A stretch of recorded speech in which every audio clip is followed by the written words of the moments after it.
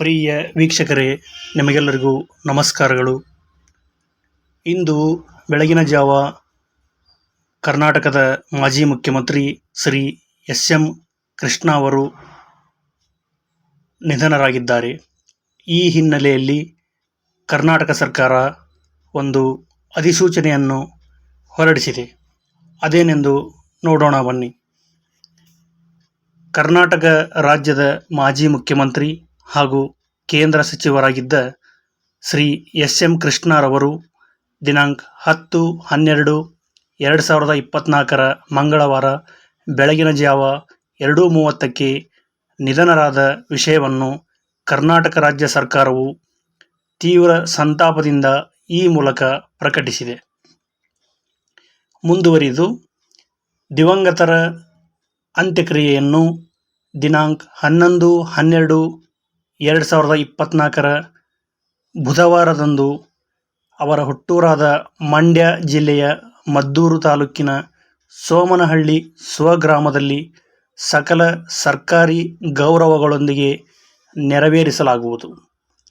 ದಿವಂಗತರ ಗೌರವಾರ್ಥವಾಗಿ ದಿನಾಂಕ 11-12-2024 ಬುಧವಾರದಂದು ರಾಜ್ಯಾದ್ಯಂತ ಎಲ್ಲ ಸರ್ಕಾರಿ ಕಚೇರಿಗಳಿಗೆ ಮತ್ತು ಎಲ್ಲ ಶಾಲಾ ಕಾಲೇಜುಗಳಿಗೆ, ಎಲ್ಲ ಅನುದಾನಿತ ವಿದ್ಯಾಸಂಸ್ಥೆಗಳು ಸೇರಿದಂತೆ ಸಾರ್ವಜನಿಕ ರಜೆಯನ್ನು ಘೋಷಿಸಲಾಗಿದೆ.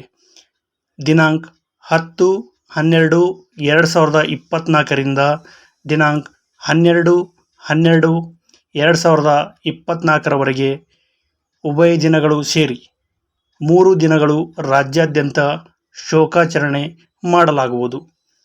ಈ ಅವಧಿಯಲ್ಲಿ ಯಾವುದೇ ಸಾರ್ವಜನಿಕ ಮನೋರಂಜನಾ ಕಾರ್ಯಕ್ರಮಗಳನ್ನು ನಿಷೇಧಿಸಲಾಗಿದೆ.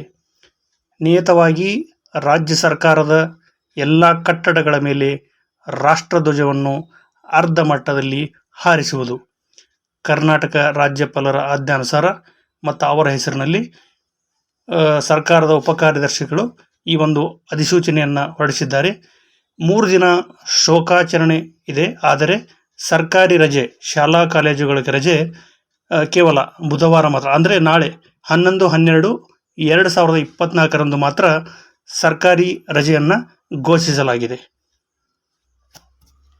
ಈ ಮಾಹಿತಿ ನಿಮಗೆ ಇಷ್ಟವಾದಲ್ಲಿ ನಿಮ್ಮ ಸ್ನೇಹಿತರು ಹಾಗೂ ಎಲ್ಲ ಶಾಲಾ ಕಾಲೇಜು ವಿದ್ಯಾರ್ಥಿಗಳಿಗೆ ಶೇರ್ ಮಾಡಿ. ಹಾಗೆ ನಮ್ಮ ಚಾನಲನ್ನು ಸಬ್ಸ್ಕ್ರೈಬ್ ಮಾಡಿಕೊಳ್ಳಿ. ಪಕ್ಕದಲ್ಲೇ ಇರುವ ಬೆಲ್ ಬಟನನ್ನು ಸಹ ಒತ್ತಿ. ಇದರಿಂದ ನಮ್ಮ ಎಲ್ಲ ಹೊಸ ವಿಡಿಯೋಗಳ ನೋಟಿಫಿಕೇಷನ್ ಮೊದಲು ನಿಮಗೇ ಬರುತ್ತದೆ. ಮತ್ತೊಮ್ಮೆ ಮಾಜಿ ಮುಖ್ಯಮಂತ್ರಿ ಶ್ರೀ ಎಸ್.ಎಂ. ಕೃಷ್ಣ ಅವರಿಗೆ ಭಾವಪೂರ್ಣ ಶ್ರದ್ಧಾಂಜಲಿಯನ್ನು ಸಲ್ಲಿಸುತ್ತಾ ಧನ್ಯವಾದಗಳು.